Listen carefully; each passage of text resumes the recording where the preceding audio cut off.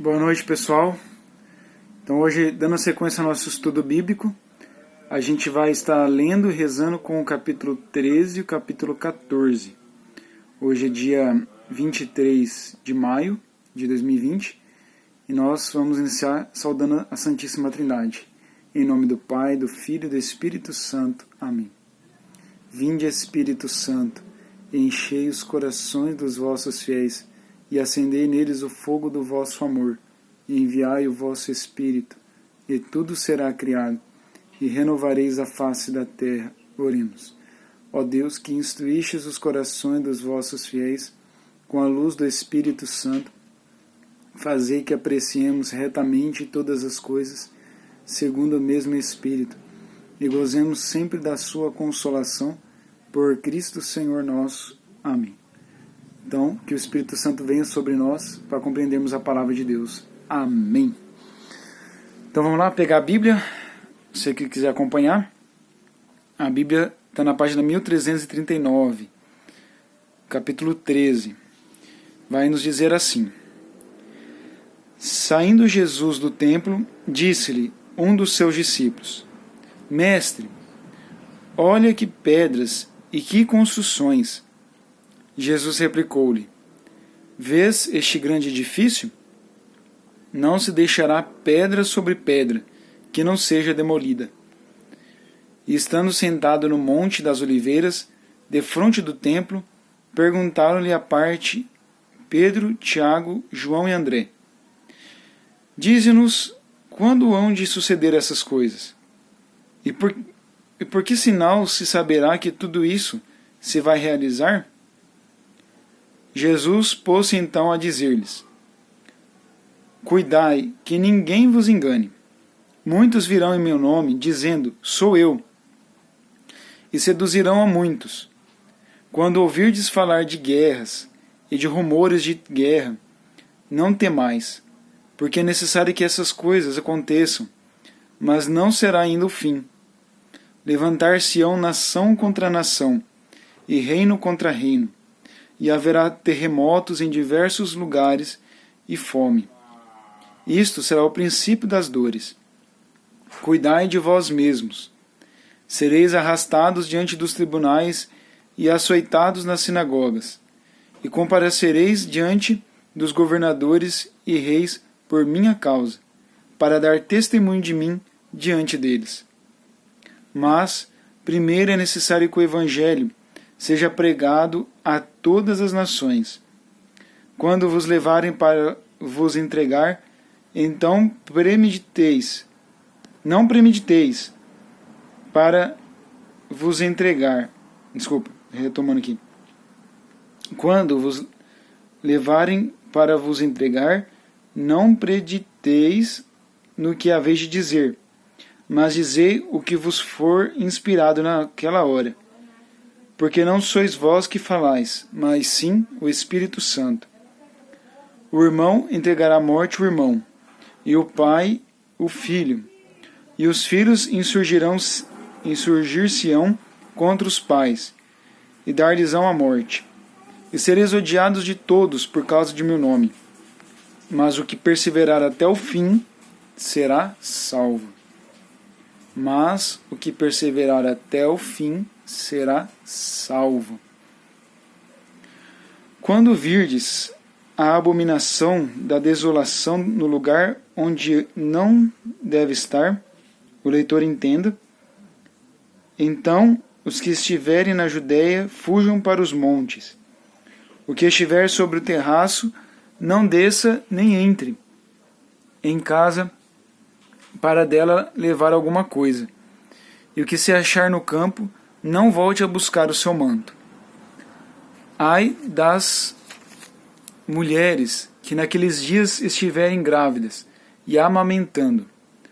Rogai para que isto não aconteça no inverno, porque naqueles dias haverá tribulações tais como não as houve desde o princípio do mundo que Deus criou até agora, nem haverá jamais. Se o Senhor não abreviasse aqueles dias, ninguém se salvaria. Mas ele os abreviou em atenção aos eleitos que escolheu. E se então alguém vos disser, eis, aqui está o Cristo, ou ele acolá, não creiais, porque se levantarão falsos cristos e falsos profetas, que farão sinais e portentos para seduzir, se possível for, até os escolhidos. Ficai de sobreaviso. Eis que vos preveni de tudo. Versículo 24. Naqueles dias, depois dessa tribulação, o sol se escurecerá, a lua não dará o seu resplendor. Cairão os astros do céu, e as forças que estão no céu serão abaladas. Então verão o Filho do Homem voltar sobre as nuvens com grande poder e glória. Ele enviará os anjos e reunirá os seus escolhidos dos quatro ventos, desde a extremidade da terra até a extremidade do céu. Compreendei por uma comparação tirada da figueira. Quando os seus ramos vão ficando tenros e brotam as folhas, sabeis que está perto o verão.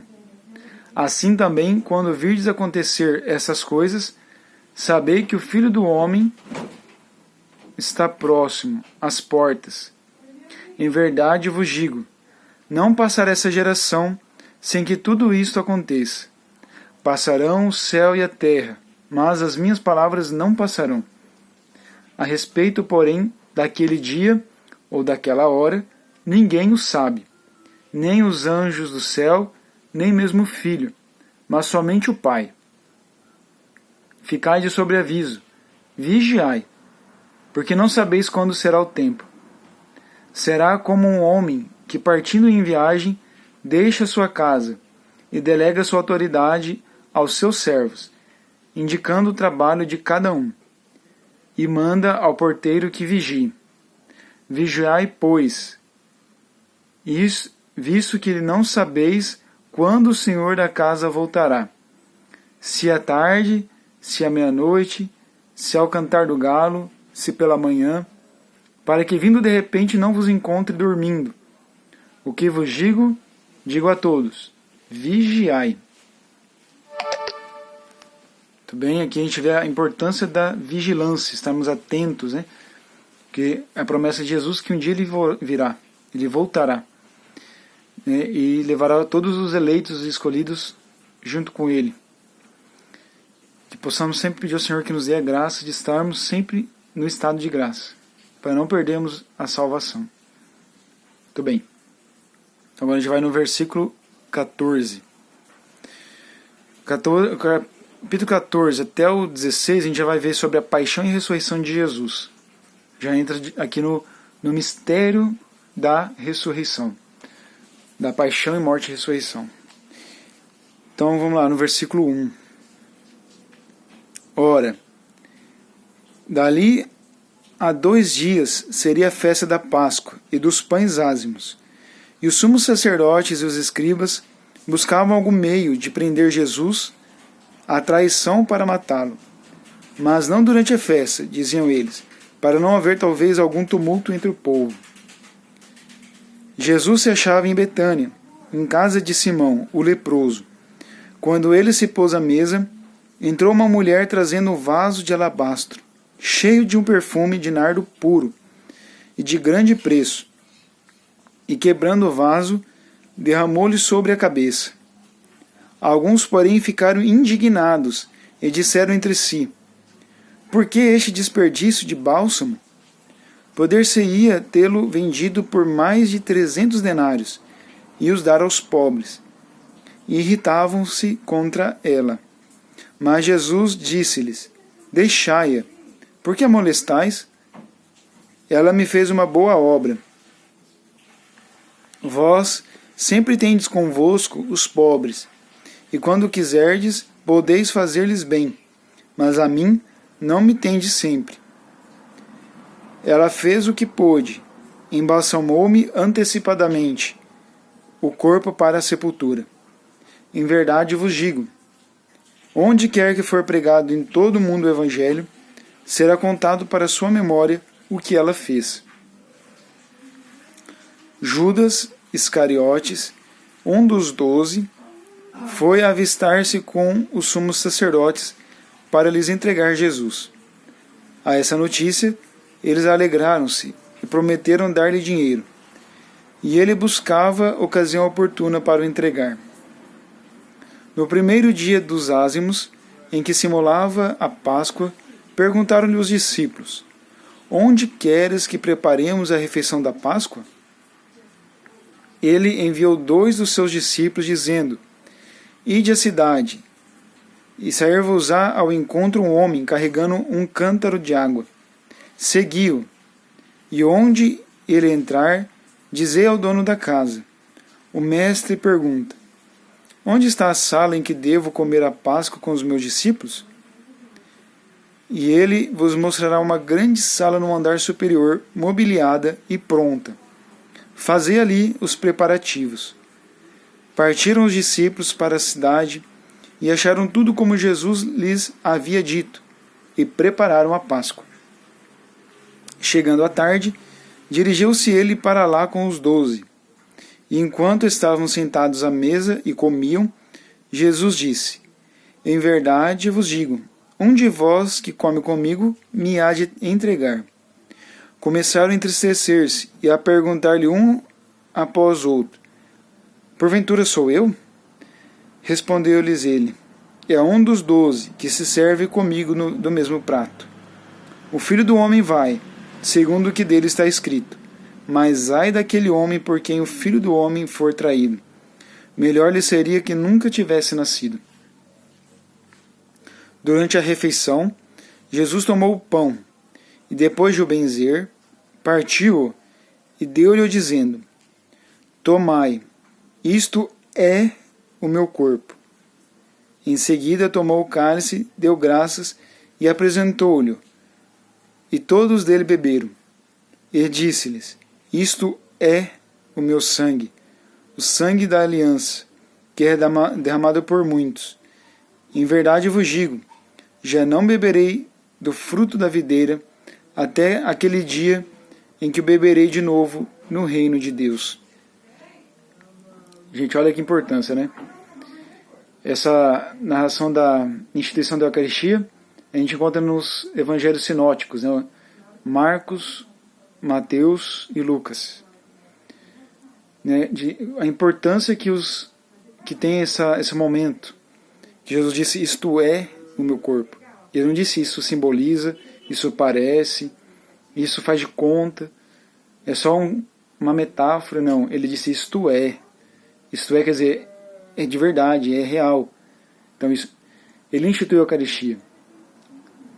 Então, ele disse para os seus discípulos fazerem isso, né, em memória dele. Então, que possamos sempre prestar atenção nessa parte, né, e compreender, interpretar a Bíblia segundo a Igreja Católica, que o Senhor instituiu a Eucaristia. E Ele está presente conosco até hoje na Eucaristia. Continuemos. Versículo 26. Terminando o canto dos salmos, saíram para o Monte das Oliveiras. E Jesus disse-lhes: Vós todos vos escandalizareis, pois está escrito: Ferirei o pastor e as ovelhas serão dispersas. Mas depois que eu ressurgir, eu vos precederei na Galileia. Entretanto, Pedro lhe respondeu: Ainda que todos se escandalizem de ti, eu porém nunca. Jesus disse-lhe: Em verdade te digo, hoje nesta mesma noite, antes que o galo cante 2 vezes, 3 vezes me terás negado. Mas Pedro repetia com maior ardor: Ainda que seja preciso morrer contigo, não te renegarei. E todos disseram o mesmo. Foram em seguida para o lugar chamado Getsêmani. E Jesus disse a seus discípulos: Sentai-vos aqui, enquanto vou orar. Levou consigo Pedro, Tiago e João. E começou a ter pavor e a angustiar-se. Disse-lhes: A minha alma está numa tristeza mortal. Ficai aqui e vigiai. Adiantando-se alguns passos, prostou-se com a face por terra e orava que, se fosse possível, passasse dele aquela hora. Abba, Pai, suplicava ele, tudo te é possível. Afasta de mim este cálice. Contudo, não se faça o que eu quero, senão o que tu queres. Em seguida, foi ter com seus discípulos e achou-os dormindo. Disse a Pedro, Simão, dormes? Não pudeste vigiar 1 hora? Vigiai e orai, para que não entreis em tentação. Pois o espírito está pronto, mas a carne é fraca. Afastou-se outra vez e orou, dizendo as mesmas palavras. Voltando, achou-os de novo dormindo, porque os seus olhos estavam pesados. E não sabiam o que lhe responder. Voltando pela 3ª vez, disse-lhes, dormi e descansai. Basta, veio a hora. O Filho do Homem vai ser entregue nas mãos dos pecadores. Levantai-vos e vamos. Aproxima-se o que há de me entregar. Ainda falava quando chegou Judas Iscariotes, um dos 12, e com ele um bando armado de espadas e cacetes, enviado pelos sumos sacerdotes, escribas e anciãos. Ora, o traidor tinha-lhes dado o seguinte sinal: aquele a quem eu beijar é ele. Prendei-o e levai-o com cuidado. Assim que ele se aproximou de Jesus, disse, Rabi, e o beijou. Lançaram-lhe as mãos e o prenderam. Um dos circunstantes tirou da espada, feriu o servo do sumo sacerdote e decepou-lhe a orelha. Mas Jesus tomou a palavra e disse-lhes, como um bandido saíste com espadas e cacetes para prender-me. Entretanto, todos os dias estava convosco, ensinando no templo, e não me prendestes. Mas isso acontece para que se cumpram as Escrituras. Então todos o abandonaram e fugiram. Seguiu um jovem coberto somente de um pano de linho, e prenderam-no. Mas, lançando ele desse o pano de linho, escapou-lhe despido. Versículo 52, se a gente vê lá embaixo no rodapé, vai dizer que, de acordo com a tradição, este seria o próprio Marcos que é o autor do Evangelho. Esse jovem que estava ali de pano linho, que escapou despido, ele escapou pelado, nu, né? Então tá, vamos lá para a gente terminar o capítulo 14, né? Esse capítulo é um pouco grandinho, vai ficar um pouco maior esse vídeo. Mas vamos lá. Conduziram Jesus à casa do sumo sacerdote, onde se reuniram todos os sacerdotes, escribas e anciãos. Pedro o foi seguindo de longe, até dentro do pátio. Sentou-se junto do fogo com os servos e aquecia-se. Os sumos sacerdotes e todo o conselho buscavam algum testemunho contra Jesus, para o condenar à morte, mas não achavam. Muitos diziam falsos testemunhos contra ele, mas seus depoimentos não concordavam. Levantaram-se então alguns e deram esse falso testemunho contra ele. Ouvimos-lhe dizer, eu destruirei este templo, feito por mãos de homens, e em 3 dias edificarei outro, que não será feito por mãos de homens.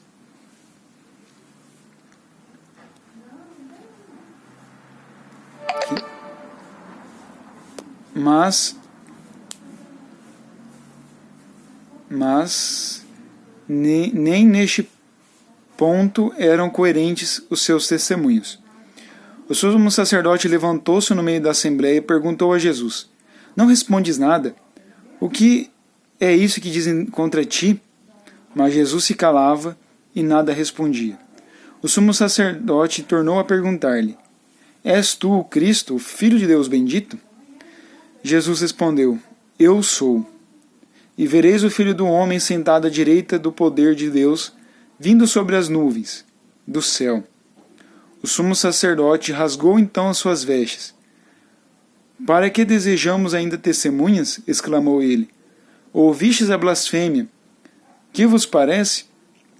E unanimemente o julgaram merecedor da morte. Alguns começaram a cuspir nele, a tapar-lhe o rosto e dar-lhe socos, e a dizer-lhes: adivinha? Os servos igualmente davam-lhe bofetadas. Agora o versículo 66. Estando Pedro embaixo no pátio, veio uma das criadas do sumo sacerdote. Ela fixou os olhos em Pedro, que se aquecia, e disse: também tu estavas com Jesus de Nazaré. Ele negou: não sei, nem compreendo o que dizes. E saiu para a entrada do pátio, e o galo cantou.